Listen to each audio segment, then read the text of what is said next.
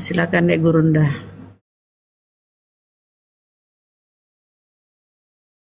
Mana dia?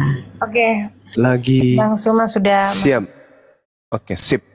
Apa yang kita perbincangkan sesuai dengan tema? Harus sesuai dengan tema nggak Bang? Tergantung. Ibu mau bahas apa? Oke, nanti terakhir tema. Oke. Nggak menarik ini salib simbol kutub. Ya. Saya cuma mau pertanyakan Siap.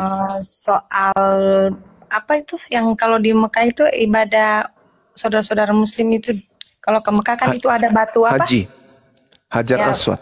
Ya, batu Hajar Aswad. Itu kira-kira Bang Suma secara singkat saja sejarahnya bagaimana itu ada berdiri di sana dan mengapa setiap Muslim yang ke sana itu dia punya kerinduan untuk menyentuh batu itu.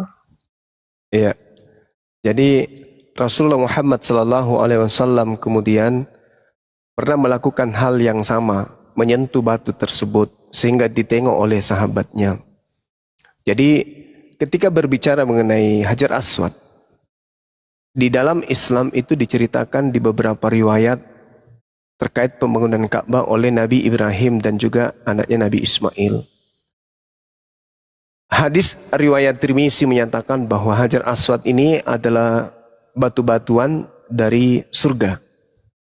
Batu ini kemudian dibawa oleh malaikat Jibril dari surga dan diberikan kepada Nabi Ibrahim yang sedang menjalankan pembangunan Ka'bah atas perintah Allah.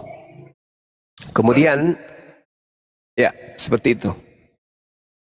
Oke, kalau misalnya berdasarkan apa yang disampaikan Bang Suma bahwa batu-batu itu dibawa oleh malaikat Jibril kepada Nabi Ibrahim, kalau dalam Kristen kami sebut Abraham, untuk membangun sebuah Baitullah, Ka'bah di sana, Ka'bah di sana. Artinya itu tidak bisa terlepas dari sejarah kepercayaan orang-orang Yahudi yang mengimani Taurat kan. Dia juga mengimani bahwa Abraham itu adalah nabi terdahulu mereka, nabi nenek moyang mereka.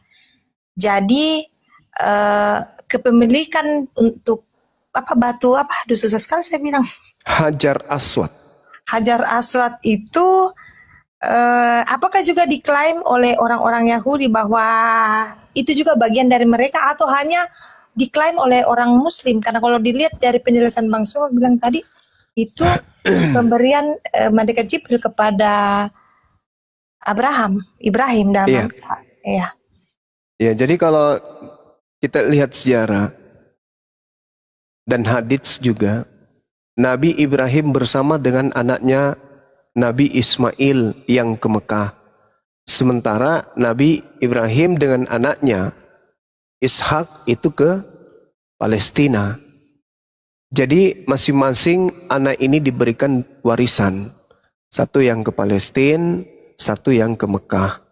Nah, Ishak juga ada batu tugu buat dia, yang kami sebut dengan Masjidil Aqsa. Sedangkan orang-orang Yahudi menyebutnya dengan tembok ratapan. Situ juga ada batu. Nah, sedangkan di Mekah itu ada Hajar Aswad ini yang kami imani. Karena memang kalau kita lihat di dalam kitabnya orang Yahudi, misalnya di Yehezkiel 28 nomor 13, di situ dikatakan begini, engkau di Taman Eden yaitu Taman Elohim, penuh segala batu permata yang berharga, yaspis merah, krisolit, yaspis hijau, permata pirus, krispars, dan nefrit, lasurit, batu darah, dan seterusnya. Jadi surga itu yang banyak batu-batuan. Sedang diterangkan kemudian di dalam hadis Rasulullah yang diceritakan kemudian Tirmizi, itu adalah batu dari surga yang diberikan kepada Abraham sebagai cenderamata untuk Nabi Ismail. Gitu. Oke. Terima kasih Bang Suma, jelas ya data sejarahnya. Terus yang saya pertanyakan tadi, mengapa saudara Muslim itu biasanya sampai berdesak-desakan untuk menyentuh batu itu? Apa makna teologinya di sana, Bang Suma? Oke, jadi gini, umat Alaihi Wasallam itu diberitakan di dalam Al-Quran, Kul in kuntum tuhibbunallaha fattabi'uni yuhibbukumullah wa yaghfir lakum dzunubakum wallahu ghafurur rahim. Jadi Allah mengatakan, katakanlah wahai Nabi Muhammad, jika mereka kemudian menginginkan keselamatan, ingin dosa-dosanya dihapuskan, dan ingin kemudian dia dicintai oleh pencipta langit, ajarlah melakukan apa yang kamu lakukan. Fattabi'uni. Nah, sedangkan Nabi Muhammad SAW di dalam Al-Quran surah Al-Jumu'ah ayat 2, Allah menerangkan bahwa kedatangan kan umatnya, wa yuzakkihim huwallazi ba'atsa fil ummiyina rasulan minhum yatslu alaihim ayatihi wa yuzakkihim. Jadi Nabi Muhammad itu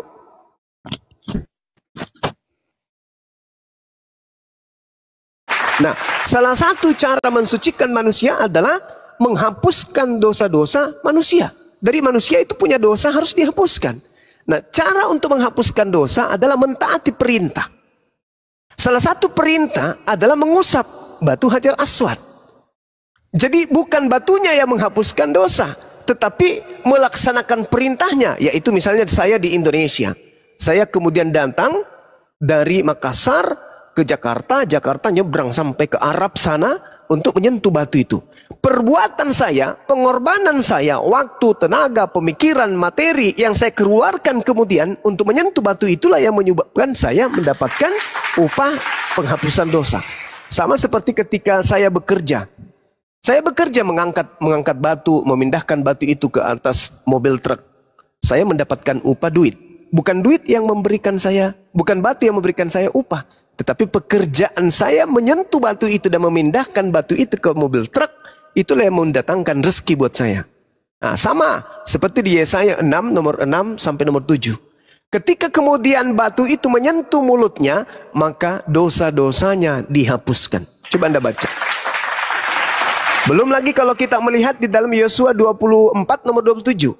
Kata Yosua kepada seluruh bangsa itu, sesungguhnya batu inilah akan menjadi saksi terhadap kita, sebab telah didengarnya segala firman Tuhan yang diucapkannya kepada kita. Sebab itu, batu ini akan menjadi saksi terhadap kamu, supaya kamu jangan menyangkali Elohim Tuhanmu. Nah, kesalahan saudara Kristen. Oke, silakan. Jadi intinya di sini Bang Suma bukan objeknya ya, tetapi lebih kepada perbuatan. Lebih kepada prosesnya ya. Ya, proses usahanya. Menyentuh, usaha untuk menyentuh. Sama seperti sedikit lagi, sama seperti di Keluaran 29 nomor 14. Ya. Bakarlah tainya, kulitnya dan dagingnya sebagai penebusan dosa. Jadi ketika dikatakan dalam Keluaran 29 nomor 14, ambillah sapi, kulitnya, dagingnya dan juga tainya untuk kau bakar. Sebab itulah korban penghapus dosa. Kan boleh saya katakan kalau pemikirannya, oh ternyata tai sapi bisa menghapuskan dosa. Padahal bukan tai sapinya. Tapi upaya membakar tai sapi, kulitnya dan juga dagingnya, itulah yang menghapuskan dosa. Pekerjaan melakukan perintah Tuhan itulah yang kemudian menghapus dosa. Sama seperti kami membuang duri di jalan. Itu menghapus dosa. Bukan durinya yang menghapus, tapi upaya membuang duri itulah yang menghapuskan dosa manusia. Seperti itu. Ya, Bang Suma ya, karena banyak saudara-saudara ya, saya di Kristen melihat bahwa itu semacam bentuk ya penyembahan berhala. Iya, kalau dilihat dari sisi itu ya sama. Kami juga kalau melihat kemudian orang yang mencium patung Yesus itu juga berhala pastinya. Ya. Tapi mungkin ada nilai-nilai yang saya tidak tahu apa maksudnya. Nah, gitu dia maksudnya. Silakan. Ya, oke Bang Suma. Menarik ini Bang Suma, salib simbol kutuk. Pasti punya dasar Bang Suma ini kasih naik tema seperti ini. Mungkin bisa jelaskan ke saya yang Nasrani, mengapa Bang Suma angkat tema ini. Salib simbol kutuk pasti ada dasar-dasar yang kuat. Oke, baik. Yang pertama, Imamat 1-2. Di situ diceritakan kemudian bahwa katakanlah kepada orang Israel apabila mereka hendak mempersembahkan korban penebus dosa kepada Tuhan, maka hendaklah kemudian mereka mempersembahkan hewan ternak berupa kambing, domba, sapi, lembu. Itu kepada orang Israel. Nah, untuk apa mereka melakukan itu? Untuk melakukan penebusan dosa. Tidak pernah berubah menjadi manusia. Cerita punya cerita. Ada kejadian di dalam Bible, upaya-upaya orang Yahudi membunuh sosok yang bernama Yesus. Karena cemburu, karena faktor politik dan ekonomi yang mendasari mereka, sehingga mereka berkomplotan kemudian untuk membunuh Yesus tersebut. Di dalam kitab saudara, Yohanes 11 nomor 45 sampai nomor 57 jelas terurai di sana. Orang Yahudi, imam kepala, mahkamah agama, ahli Taurat, pokoknya semua ahli Taurat berkumpul sepakat membunuh Yesus demi supaya bangsanya tidak dirampas oleh orang Roma. Bukan untuk dosa. Bukan untuk dosa. Nah, kemudian Matius 26 nomor 4, Yesus ingin dibunuh dengan cara tipu muslihat. Mereka melakukan kesaksian palsu. Matius 26 nomor 59. Pokoknya Yesus ini disepakati untuk dibunuh apapun caranya, demi untuk mereka bebas dari perbudakan Romawi, supaya bangsanya tidak dirampas oleh Roma. Itu alasannya kenapa Yesus ingin dibunuh. Tak ada karena dosa. Iya. Nah, kemudian terjadi proses. Paulus 30 tahun lebih setelah terjadi tragedi penyaliban menulis sebuah surat. Nama suratnya Galatia.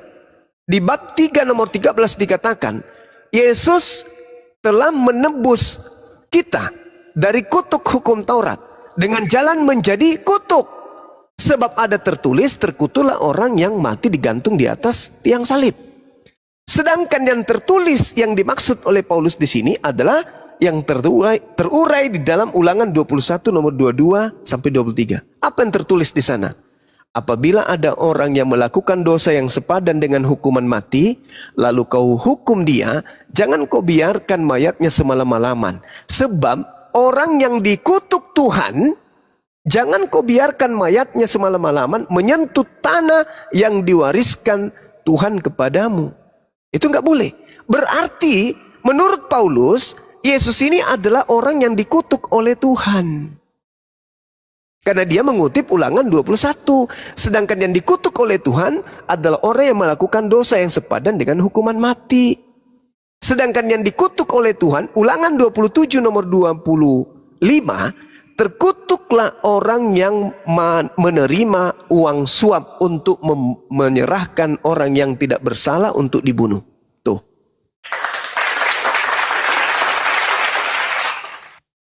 Berarti salib ini apa?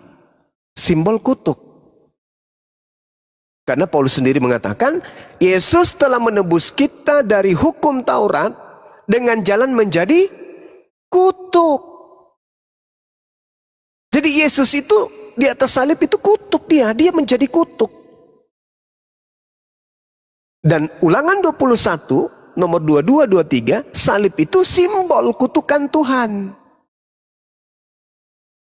Oleh saudara Kristen kemudian justru salib dijadikan sebagai simbol keselamatan. Jadi kebalik. Tuhan menyalib orang karena orang itu dikutuk. Ulangan 21 nomor 22 23. Paulus mengiyakan. Galatia 3 nomor 13. Yesus dengan jalan menjadi kutuk. Berarti salib itu kutuk. Kenapa kutuk dijadikan simbol keselamatan? Itu loh, silakan.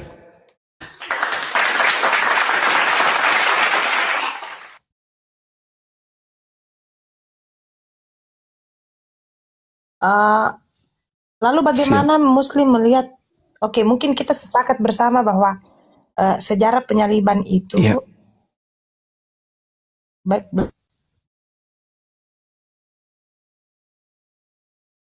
Ini ada nge-lag kayaknya. istilahnya penjahat kelas kakap, di atasnya lagi penjahat ya. Saya bahasakan sederhana seperti itu Bang Suma. Orang-orang yang tidak bisa lagi ditolerir kesalahannya. Jadi, lalu bagaimana dengan Muslim melihat sejarah perjalanan kehidupan Nabi Isa ketika kan tadi Bang Suma bilang banyak orang yang kecemburuan sosial terjadi kan ketika Yesus hadir, sehingga banyak orang bersepakat untuk membunuh dia. Lalu dalam pengetahuan saudara Muslim, bagaimana kisah kehidupan jaringan ya? Terjadi kecemburuan sosial itu? Bagaimana bagaimana Ibu Mary bisa geser Al-Masih? dulu nggak? Ibu Mary dengar suara saya nggak? Bisa geser dulu, jaringan Ibu Mary kurang baik, jadi Gurunda tidak menerima dengan baik. Geser dulu ya. Ya. Ya lanjut. Sudah. Ya. Iya. Saya boleh jawab? Sudah bisa Bang Suma? Boleh. Ya. Sudah ditangkap sudah. saya, pertanyaan saya. Iya. Iya. Oh, ya. Jadi ketika kemudian Siti Maryam datang kepada Bani Israel, pada kaumnya, lalu membawa bayinya. Fa'asyarat ilaihi qalu kaifa nukallimu man kana fil mahdi sabiyya. Maka Maryam kemudian menunjukkan anaknya. Mereka berkata, kemudian orang Yahudi ini berkata, bagaimana mungkin kami berbicara dengan anak kecil yang masih dalam buayan? Kan ditanya, kenapa kamu hamil? Padahal kamu ini adalah keturunan Harun. Kamu ini saudaranya Harun. Kamu keturunan orang baik-baik. Ayahmu bukan seorang yang buruk peringai. Ibumu juga bukan seorang pesina. Kamu kok bisa hamil? Kok kamu bisa punya anak? Apa kata Maryam? Kau tanya aja sendiri kepada anakku. Orang Yahudi berkata, bagaimana mungkin kaifa nukallimu man kana fil mahdi sabiyyan? Bagaimana kami harus berbicara kepada anak bayi?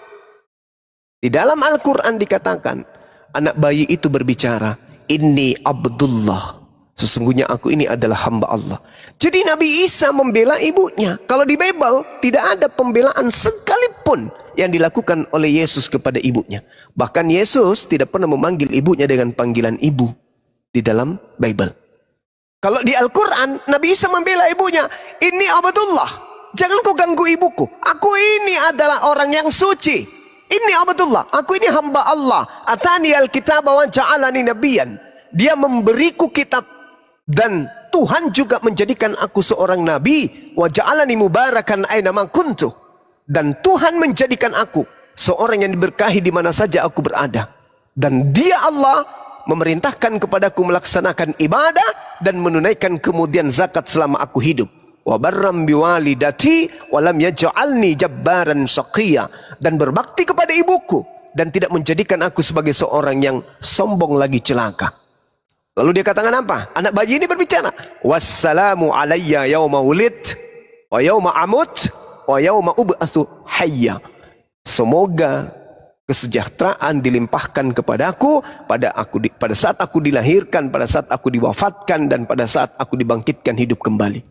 Nah, lalu kemudian Allah menerangkan, zalika Isa bin Maryam qaulal haqqil ladzi fihi yamtarun.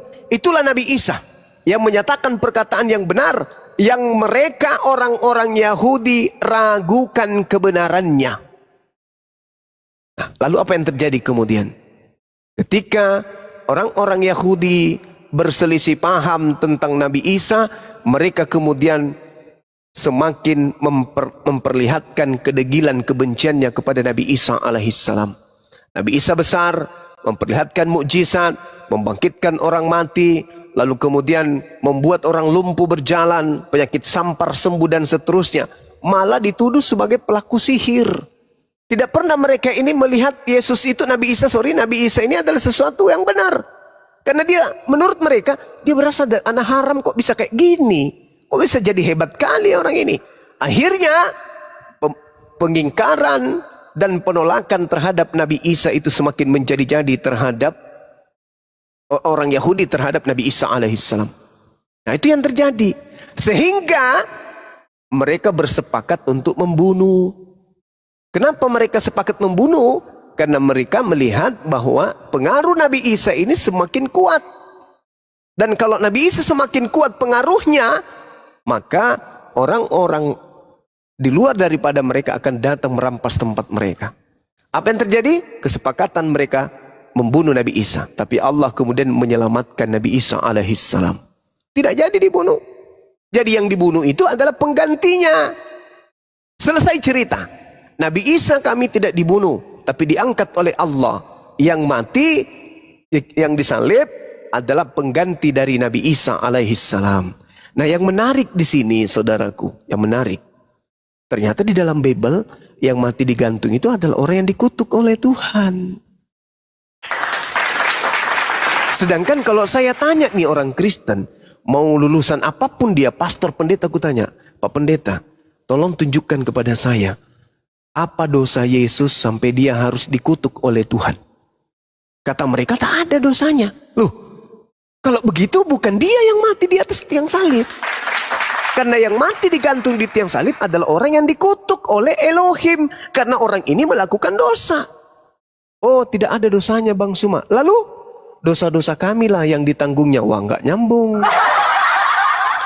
Dalil di Bible mengatakan, orang yang digantung ini adalah orang yang dikutuk oleh Elohim. Karena orang ini telah melakukan dosa yang sepadan dengan hukuman mati.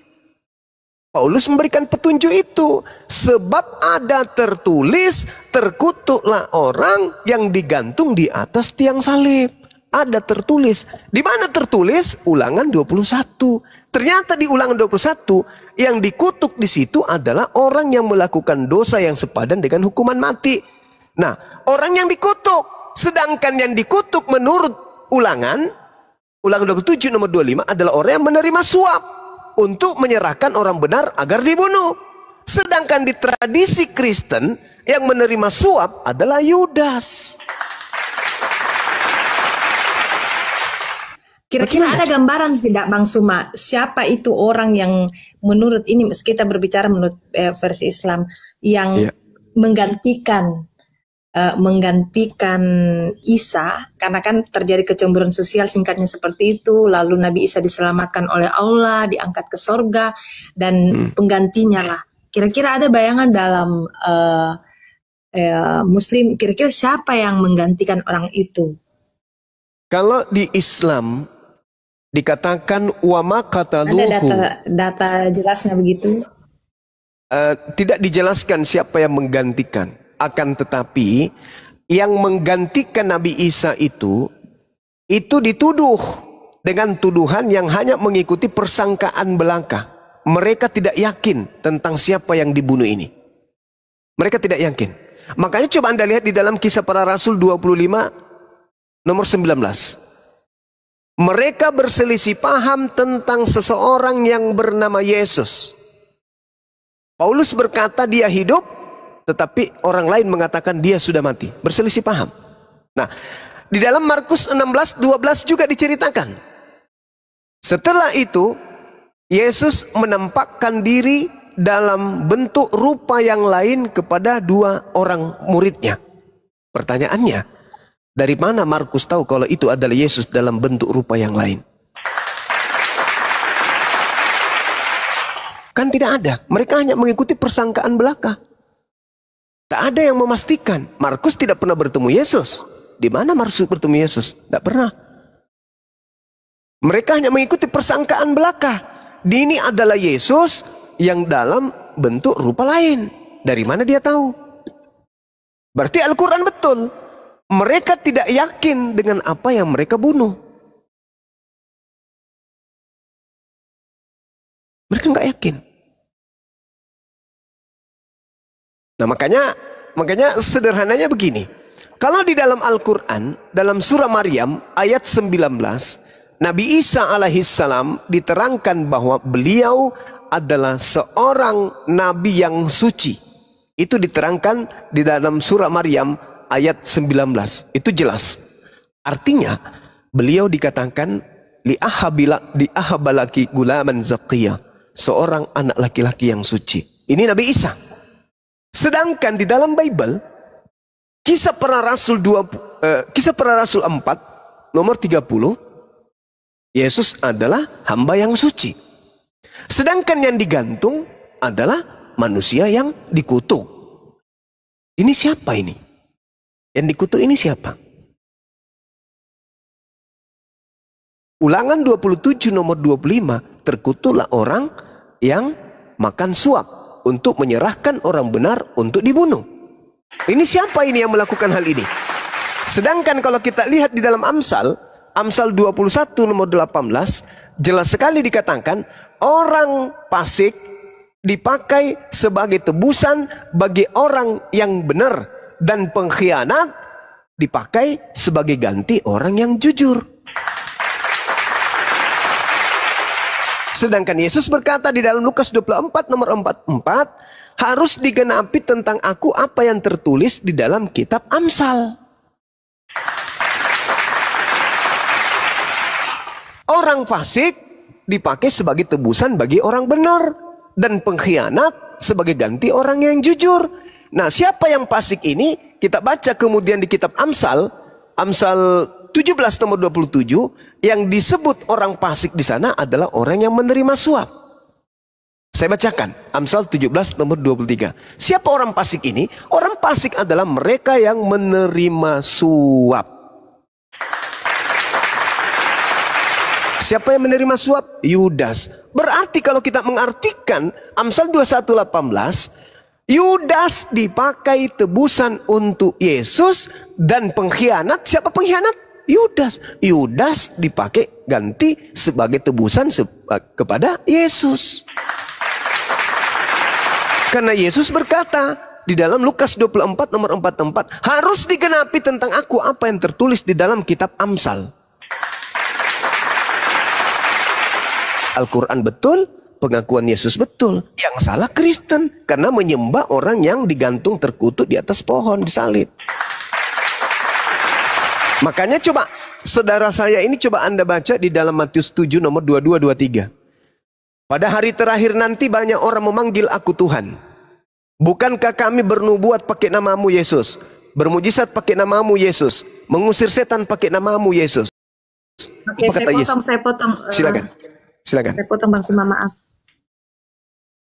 Aku tidak akan mengenal engkau. Maksud di situ Bang Suma, dalam konteks itu kan ini ayat juga yang sering dipakai oleh apologet Islam untuk menjelaskan. Iya. Saya menerima penjelasan yang tadi itu sangat sinkron. Oke. Saya mencoba menarik benang merahnya. Saya menyimak secara mendalam, dan saya ini walaupun kita tidak bisa langsung mengklaim, tetapi ini dari penjelasan Amsal ke apa yang dikatakan oleh Yesus itu memang mendekati dengan Yudas. Ya, mendekati dengan Yudas, karena pada saat itu hanya Yudas lah yang menerima suap. Itu mendekati, tapi kita juga tidak bisa mengklaim apakah itu betul-betul Yudas. Nah, soal yang Bang Suma menjelaskan ke saya tentang ini pemahaman iman saya, itu adalah konteks di mana memang Tuhan berteriak, bukan orang yang ibadah tiap hari di gereja, orang yang ibadah ini dalam konteks iman Kristen, bukan orang yang tiap hari ibadah di gereja yang berteriak Tuhan, Tuhan, aku mengenal Engkau, atau orang yang mengatakan saya beriman, tetapi adalah orang yang melakukan kehendak. Jadi ini lebih kepada konteks Yesus mau katakan berbuat kasih lah, jangan banyak ngoceh bilang saya percaya dia tapi tidak ada perbuatan baiknya. Itu yang saya tahu. Bukan artinya bahwa di situ konteksnya kalau dilihat yang melakukan kehendak Bapakku, bukan berarti bahwa di situ penyangkalan Tuhan Yesus bahwa saya tidak mengakui engkau sebagai muridku. Itu yang saya pahami sih Bang Suma dalam konteks Matius 7 itu lebih kepada bukan orang yang teriak-teriak. Ya, berteriak-teriak bahwa saya percaya Tuhan, tetapi lebih kepada perbuatan baik, orang yang melakukan seperti. Dan saya rasa semua agama punya hal yang sama ya Bang Suma, bahwa bukan hanya kita katakan kita Islam atau kita Buddha, kita Hindu, kita Konghucu, tetapi orang yang melakukan kebaikan. Saya lebih kepada itu sih Bang Suma. Saya tidak mau berdebat di ayat itu. Makasih. Oke. Kalau saya sederhananya gini. Kan Yesus mengatakan, dari buahnya kamu mengenal mereka. Bukan setiap orang yang berseru kepadaku Tuhan, Tuhan Artinya mendudukkan Yesus ini sebagai orang yang duduk di tempat yang istimewa. Bahkan Kristen mengistimewakannya menjadi Tuhan. Akan masuk ke dalam kerajaan surga. Melainkan dia yang melakukan kehendak Bapakku yang ada di surga. Nah, pertanyaan saya, kehendak Bapa itu menyembah Yesus atau kehendak Bapa menyalib Yesus? Itu tertulis di mana? Di dalam Keluaran 23 nomor 7 nomor 8, jangan kau membunuh orang yang tidak bersalah. Jangan kau membunuh orang yang benar. Itu kehendak Bapa. Amsal 6 nomor 16, 6 perkara yang dibenci oleh Tuhan, bahkan 7 kekejian di dalam hatinya, yaitu menumpahkan darah orang yang tidak bersalah. Menumpahkan darah Yesus yang tidak bersalah itu adalah kekejian. Itu hal yang dibenci. Berarti Bapak berkehendak jangan bunuh Yesus. Keluaran 23 ini nomor 7 nomor 8. Jangan membunuh orang yang tidak bersalah. Jangan. Itu kehendak Bapak. Dan kalau secara garis besar, ya, kehendak Bapak ini ibadah Minggu atau ibadah Sabtu. Kehendak Bapak makan babi atau jangan makan babi. Kehendak Bapak masuk ke sinagoge atau masuk ke gereja. Kehendak Bapak ini nyembah Yesus atau menyembah Bapak yang di surga. Semua dilanggar. Makanya Yesus mengatakan, enyahlah daripada aku. Setuju di situ. Kehendak Bapak dalam Matius konteks 7 ini, kalau kehendak Bapak dari seluruh Bible kan besar lagi maknanya Bang Suma, tapi maksudnya kehendak Bapak dalam konteks Matius 7 ini itu lebih kepada orang-orang Farisi yang merasa bahwa dialah ahli Taurat, dialah yang paling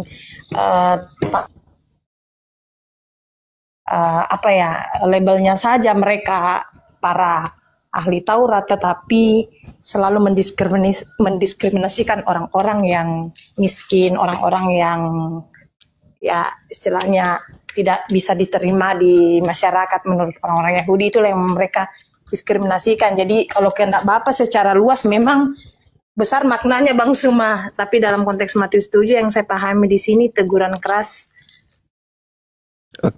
Yahudi yang mengklaim dirinya serba tahu tentang Taurat tetapi tidak melakukan kehendak Bapak. Itu Bang Suma. Gurunda izin, Assalamualaikum warahmatullahi wabarakatuh, Gurunda dan guru-guru yang lain. Waalaikumsalam warahmatullahi wabarakatuh. Di bawah ada Dayang Handi mau naik, moderator dinaikkan dulu ya. Fadol Gurunda, mohon maaf lanjut. Di Matius 7 ini Yesus sedang berbicara dengan orang Yahudi, murid-muridnya, bukan dengan orang Kristen, bukan juga dengan orang Islam. Nah, dalam pemahaman orang Yahudi, kehendak Bapak itu menghakimi, karena di situ kan konteksnya.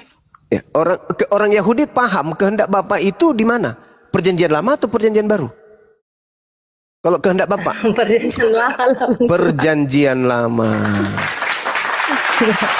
Perjanjian Lama berarti yang dimaksud di sini adalah bukan setiap orang yang berseru kepadaku, melainkan dia yang melakukan hukum Taurat.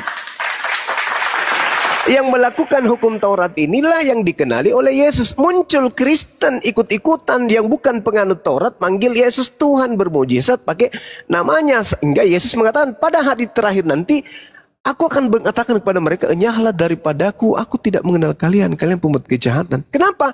Karena mereka ini bukan melakukan kehendak Bapa. Kehendak Bapa itu adalah melakukan hukum Taurat.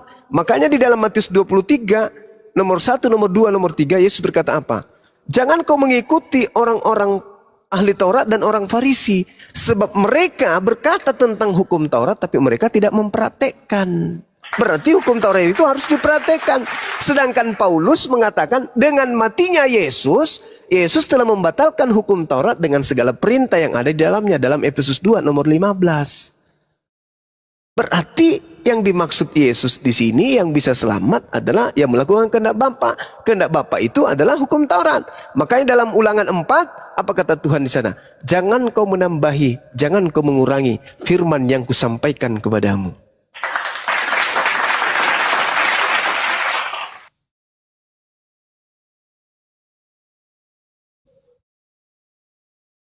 Ya, Ibu Mary. Ya Pak. Lagi menyimak, lagi loading. Ya, itu dia. Jadi Yesus ini mengatakan hukum Taurat sama seperti ketika dia berkata di dalam Matius Matius 5 tadi. Barang siapa yang meniadakan hukum Taurat meskipun yang paling terkecil. Ini kalau kita sikapi dengan akal sehat, Yesus berbicara kepada Bani Israel. Barang siapa yang meniadakan hukum Taurat meskipun yang paling terkecil dan mengajarkan kepada orang lain, maka dia akan menempati tempat terhina di dalam kerajaan langit. Apa tempat terhina itu? Neraka.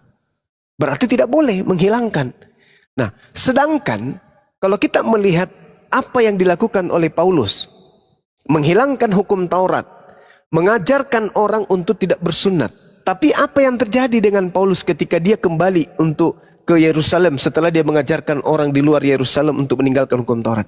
Apa yang Paulus lakukan? Coba saudara lihat di dalam Kisah Para Rasul 21 nomor 15 sampai nomor 26. Paulus bertaubat. Coba.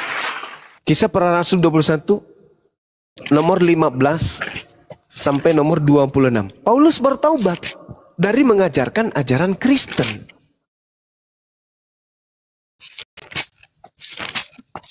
Ya, moderator jangan naikin dulu Kristen yang lain ya. Pertemuan Paulus dan Yakobus di Yerusalem. Ya, betul.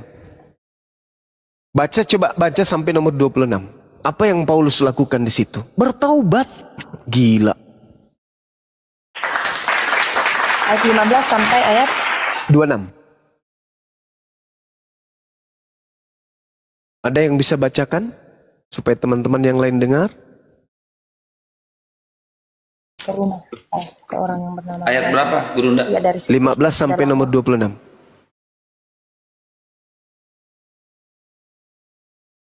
Coba teman-teman yang lain dibacakan biar saudari kita ini dengarkan. Bagus kalau didengar. Hei. Surat berapa Gurunda? Kisah Para Rasul 21. Izin ya, ada Pak Adwin ini nanti juga direspon. Dia mau memperkuat Islamnya, diusir dari keluarganya, dia mau syahadat ulang Bang Juma. Ya ini Adwin, nantilah habis ini. Kau stay di sini Adwin. Siap. Oke. Siap. Lanjut Ya, dulu. siap Bang, siap. Kisah Para Rasul 12 21. Alamak, gimana?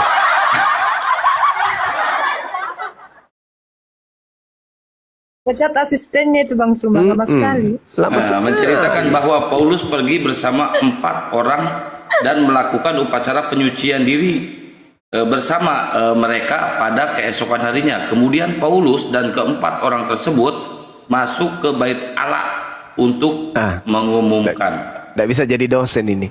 Jadi gini, makasih Kang. Sesudah beberapa hari lamanya tinggal di Kaisarea, berkemaslah kami lalu berangkat ke Yerusalem. Bersama-sama dengan kami turut juga beberapa murid dari Kaisarea. Mereka membawa kami ke rumah seorang yang bernama Manason, dia dari Siprus. Dan sudah lama menjadi murid, kami akan menumpang di rumahnya. Ketika kami tiba di Yerusalem, semua saudara menyambut kami dengan suka hati. Pada keesokan harinya pergilah Paulus bersama-sama dengan kami mengunjungi Yakobus, semua penatua telah hadir di situ. Paulus memberi salam kepada mereka, lalu menceritakan dengan terperinci apa yang dilakukan oleh Tuhan di antara bangsa-bangsa lain oleh pelayanannya. Mendengar itu, mereka memuliakan Tuhan. Lalu mereka berkata kepada Paulus, "Saudara, lihatlah, beribu-ribu orang Yahudi telah menjadi percaya, dan mereka semua rajin memelihara hukum Taurat. Tetapi mereka yang beribu-ribu ini mendengar tentang engkau, bahwa engkau mengajar semua orang Yahudi yang tinggal di antara bangsa-bangsa asing untuk melepaskan hukum Taurat Musa. Sebab engkau mengatakan supaya mereka jangan menyunatkan anak-anaknya dan jangan hidup menurut adat istiadat kita." Jadi bagaimana sekarang? Tentu mereka akan mendengar bahwa engkau telah kembali kemari. Sebab itu, lakukanlah apa yang kami katakan ini. Di antara kami ada 4 orang bernazar. Bawalah mereka bersama-sama dengan engkau. Lakukanlah pentahiran dirimu bersama-sama dengan mereka dan tanggunglah biaya mereka. Sehingga mereka dapat mencukurkan rambutnya. Maka semua orang akan tahu bahwa segala kabar yang mereka dengar tentang engkau sama sekali tidak benar. Melainkan bahwa engkau tetap memelihara hukum Taurat. Tetapi mengenai bangsa-bangsa lain, yang telah menjadi percaya, sudah kami tuliskan keputusan-keputusan kami, yaitu mereka harus menjauhkan diri dari makanan yang dipersembahkan kepada berhala, dari darah, dari daging binatang mati dicekik, dan percabulan. Pada hari berikutnya, apa yang terjadi? Paulus membawa orang-orang itu serta dengan dia, dan Paulus mentahirkan diri bersama-sama dengan mereka. Lalu Paulus masuk ke bait Allah untuk memberitakan, bait Tuhan untuk memberitahukan bahwa bila mana pentahiran akan selesai dan persembahan akan dipersembahkan untuk mereka masing-masing. Tuh, Paulus bertobat. Paulus kembali ditahirkan. Beliau kembali dibaptis. Dikembalikan, ditahirkan, disucikan. Lalu Paulus kemudian mempersembahkan persembahan. Persembahan apa yang dilakukan oleh orang Yahudi ketika dia mempersembahkan? Hewan. Bahkan orang-orang yang sudah terlanjur kemudian mendengarkan tentang Paulus mengajarkan supaya tidak bersunat. Apa kata imam-imam? Segala kabar yang mereka dengar tentang engkau sama sekali tidak benar, melainkan bahwa engkau tetap memelihara hukum Taurat. Paulus mengikuti. Berarti Paulus ketika kembali ke Yerusalem, Paulus bertobat dari ajaran Kristen. Itu fakta. Itu tertulis di Bible. Berarti yang terjadi selama ini Paulus memprank orang-orang Roma, orang-orang Yahudi, orang-orang Romawi. Sedangkan orang Romawi juga punya kepentingan. Apa itu? Mereka harus melanjutkan ritual kepercayaan nenek moyang. Apa itu? Pesta Minggu, Natalan, nyembah kepada Tuhan dewa-dewa mereka. Maka Yesuslah dijadikan sebagai Tuhan dewa mereka kemudian. Diterimalah surat-surat Paulus. Itulah yang terjadi. Makanya orang Yahudi menganggap orang Kristen ini bidat, najis, tama. Orang yang najis. Orang Kristen ini dianggap Abu Dasarah. Mereka adalah orang-orang di luar daripada pemahaman Yahudi, orang yang sesat. Begitu ceritanya. Datanglah Islam untuk meluruskan ajaran Nabi yang dibengkokkan. Seperti itu adanya. Begitu saudariku. Lanjut, Bang Handi silakan. Allahu Akbar. Ikhwan Pilah ini Komal kelap-kelip di tap-tap ya. Jangan sampai rungkat Ikhwan Pilah. Kelap-kelip. Lanjut, Deng. Deng Handi silakan. Selesai dulu sama Meriati dulu. Bukan belum. Oke, Bang Suma, terima kasih. Siap. Bang. Siap. Iya, gimana? Sinyalnya bermasalah Ibu Mary. Bang Suma asli mana Bang Suma? Saya orang Makassar. Kita iya? Oh. Orang Toraja. Toraja. Ah, iya. Susisia Kipale. Susisia itu tahu. Romi. Saya dari Mangkendek. Berdomisili di Makassar. Sangala. Iya. Orang Toraja itu pintar-pintar, baik, sabar. Apalagi orang Makale. Wih. Iya serius, orang Toraja itu sabar, baik, santun. Mereka itu Kecuali santun. Pak Bombom. Apalagi kalau tidur Pak sabar Bombom sekali. itu campuran. Pak Bombom campuran dia. Kalau orang Toraja itu sabar. Saya besar di kalangan orang Toraja. Pantasan Banyuma kalau malam pakai sarung. Kalau saya orang Toraja yang besar di kalangan budaya Makassar, Bang Oh Suma. iya.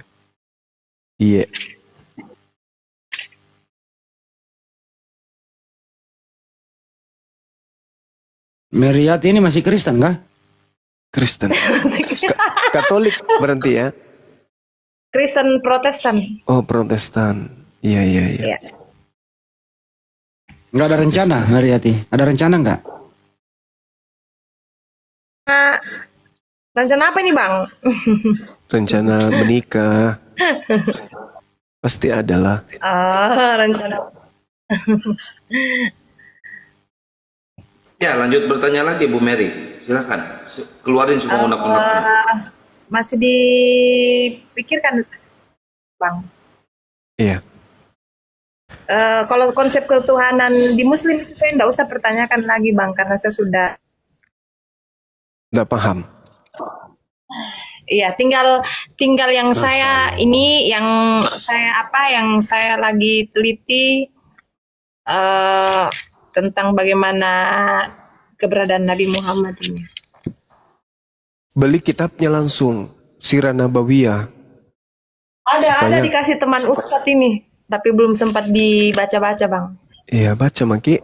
Bagaimana kemudian bangsa Arab itu, bangsa jahiliyah itu bisa berubah frontal kayak begitu. Bangsa jahiliyah tiba-tiba bisa berubah oleh satu orang saja bernama Nabi Muhammad. Dan hukum-hukum yang dibawa kemudian kepada bangsa jahiliyah ini itu bisa diterapkan. Dan setelah beliau pergi meninggalkan dunia, hukum-hukumnya tidak dihilangkan, tidak ditinggalkan. Tetap sampai hari ini.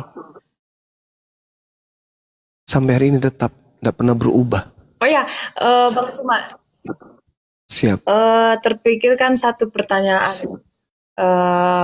Karena sudah terlanjur menyebut nama Nabi junjungan besar saudara-saudara Muslim Nabi Muhammad. Iya. Itu kan Nabi Muhammad memang berada di sekitar bangsa Arab ya untuk menyampaikan pesan-pesan. Siap. Ya, singkatnya Siap. begitu. Iya. Ya, tapi ya saya juga hanya meneruskan apa yang saya dengar. Saya tidak punya data untuk itu, nanti Bang Suma yang luruskan. Iya.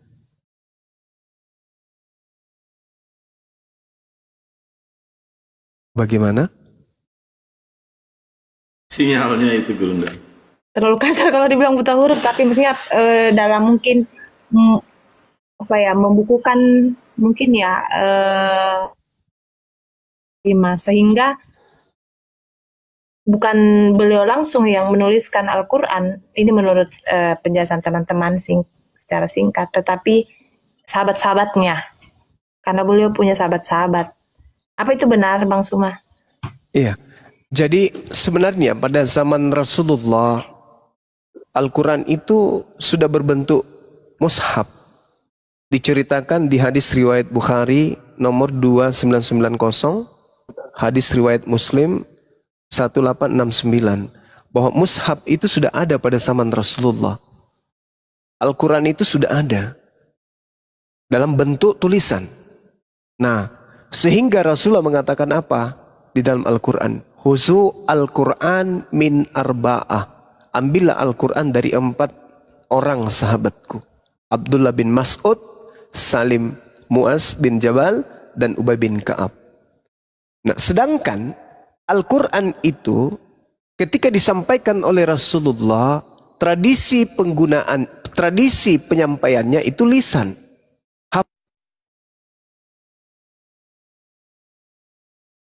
Aduh, kena report. Kena lagi. Kena report, Bang Suma. Astagfirullah. Aduh. Oke, Digaspol silakan. dulu tab-tab layarnya teman-teman. Mungkin bisa membantu Bang Suma menjelaskan. Ya, biar nggak bias, biar Gurunda aja, Bang Juma aja yang menjelaskannya, Bu ya. Sabar dulu ya. Nanti naik lagi dia, akunnya banyak, ada 334.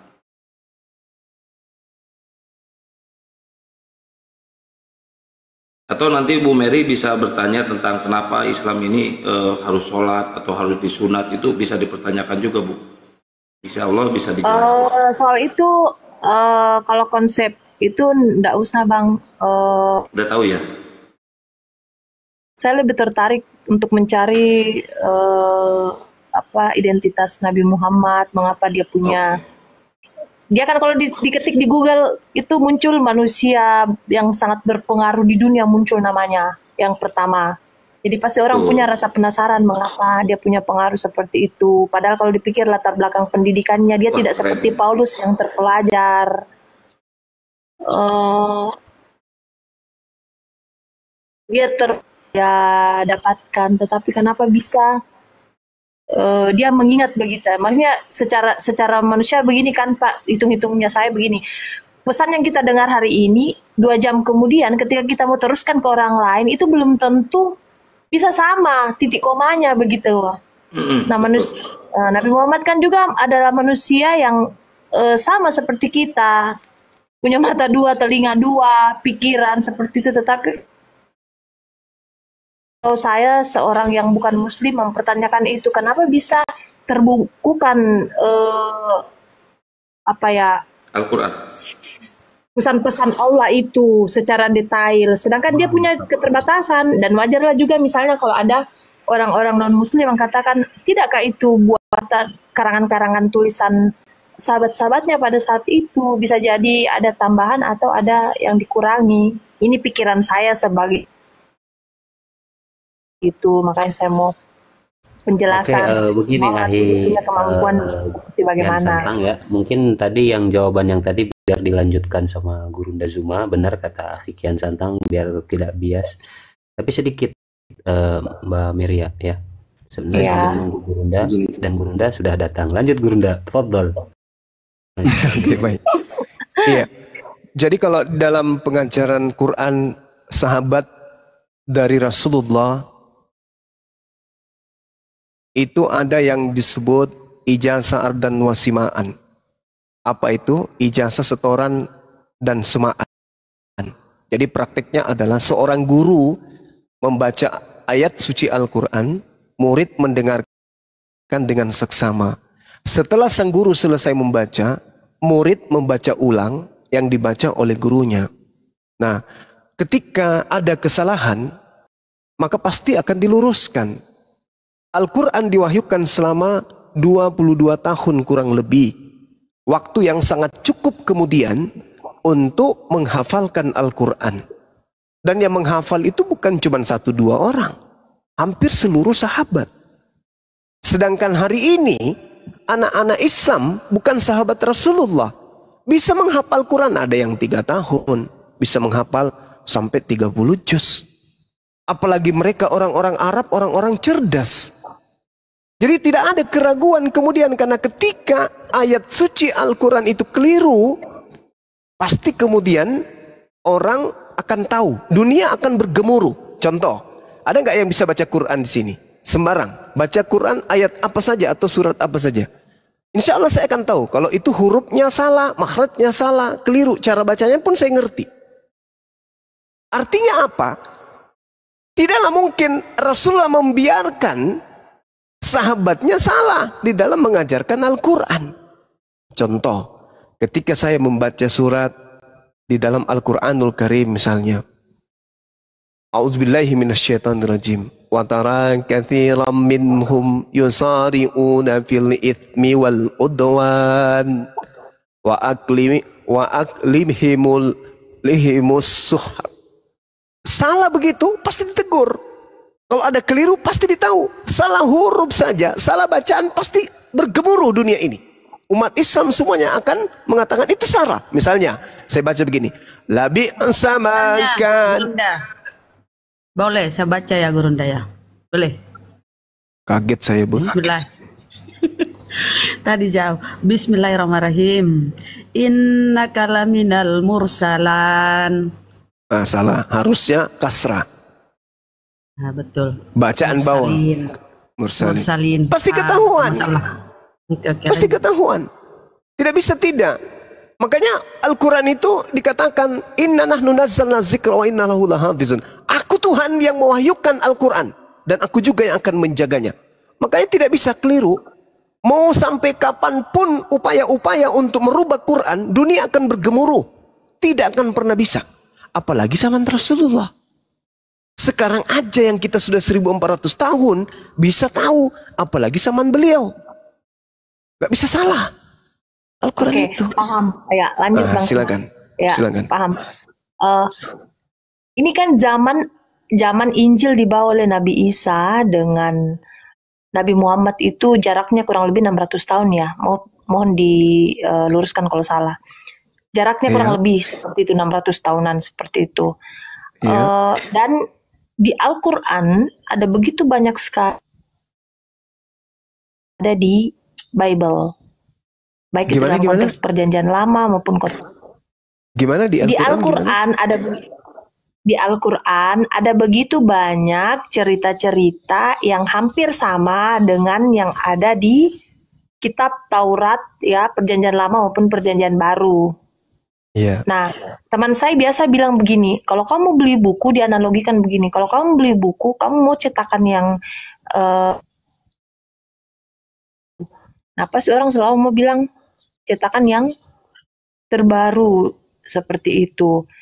Nah, lalu kalau memang kita mau cetakan terbaru, pasti ada patronnya, ada ukurannya, ada istilahnya sumber utama yang dipakai untuk membuat cetakan buku baru seperti itu. Nah, sehingga banyak teman-teman Kristen yang bilang begini. Ini ya teman-teman Kristen yang bilang begini, Bang Suma. Siap. Copy paste karena kenapa banyak tentang Taurat, Perjanjian Lama, terus Injil dan lain sebagainya itu hampir sama semua ceritanya di Al-Quran. Berarti ini dikopas ya seperti itu. Nah, sedangkan penjelasan dari saudara-saudara kita yang Muslim, mereka ya saya sederhanakan, mereka katakan menyempurnakan seperti itu melalui pewahyuan kepada Nabi Muhammad. Oke. Nah, itu pandangan Bang Suma itu bagaimana? Oke, baik. Jadi kalau kita melihat nih, bagaimana Lukas, Markus, Matius, dan penulis Yohanes menceritakan tentang Paulus, tentang Yesus. Mereka nggak sesaman dengan Yesus. Penulisan mereka ada yang ditulis tahun 53, ada yang ditulis 64, dan seterusnya. Nggak ada yang ditulis pada zaman Yesus. Artinya mereka menuliskan berdasarkan berita-berita yang mereka lakukan penyelidikan. Menyalin dari penulis yang lain. Atau melakukan penyelidikan. Atau mendengarkan kesaksian-kesaksian orang. Sedangkan baginda Rasulullah Muhammad SAW tidak bisa bahasa Ibrani. Tidak bisa bahasa Aram. Tidak bisa bahasa Yunani. Bahkan membaca pun beliau tidak bisa. Lalu dari mana beliau ini mendapatkan kemudian upaya-upaya untuk membaca dan menjelaskan tentang Taurat? Tidak. Allah Subhanahu wa taala menjelaskan di dalam Al-Qur'an. Wa min qablihi kitabu Musa imama wa rahmah.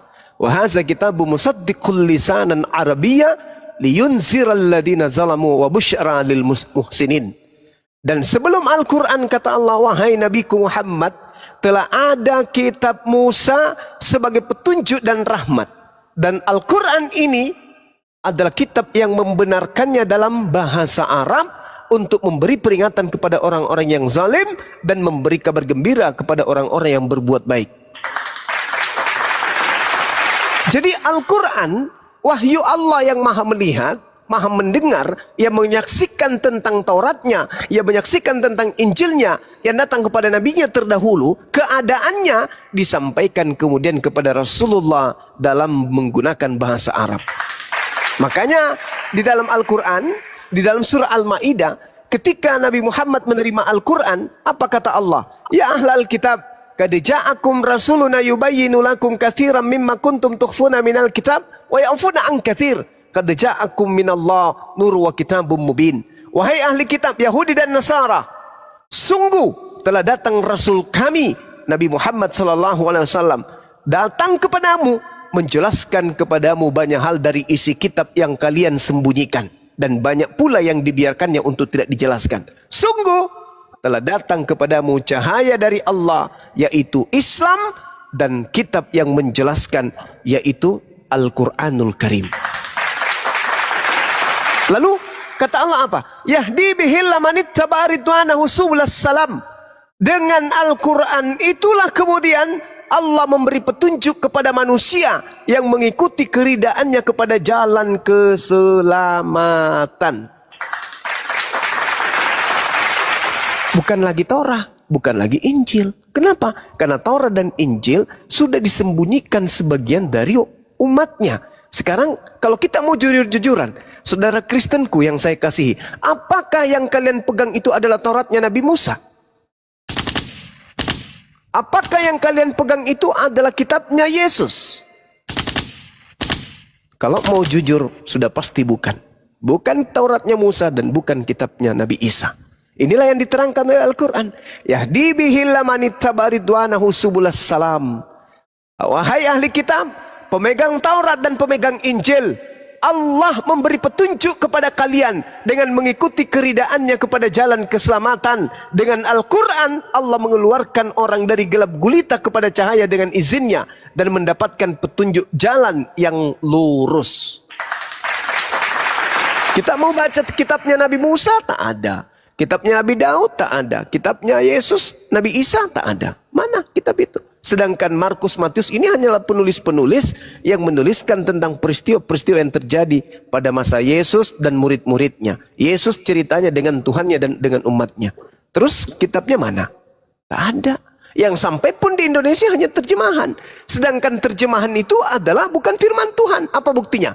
Terjemahan bisa dikoreksi. Terjemahan bisa direvisi. Sedangkan firman Tuhan tidak bisa dikoreksi, tidak bisa direvisi. Nah, ini yang dialami oleh kitabnya saudara Kristen. Kenapa bisa direvisi? Kenapa bisa dikoreksi? Karena bukan firman Tuhan.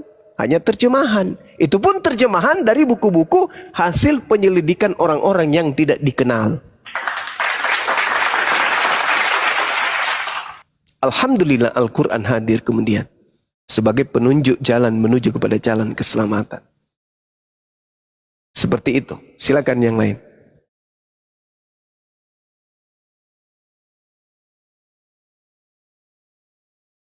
Masya Allah. Sudah jelas, Bu Meria? Tapi mengapa begitu persis ya Bang Sumaya? Iya. Mungkin Dinda Abuya diambil alih dulu, Dek. Saya makan siang dulu. Karena saya belum makan siang malam ini. Siap, Gurunda. Lanjut. Saya juga belum makan malam pagi tadi. Ada coto begadang. Coto begadang. Sebentar aja, saya makan makanan ringan yang saya ingin makan ini.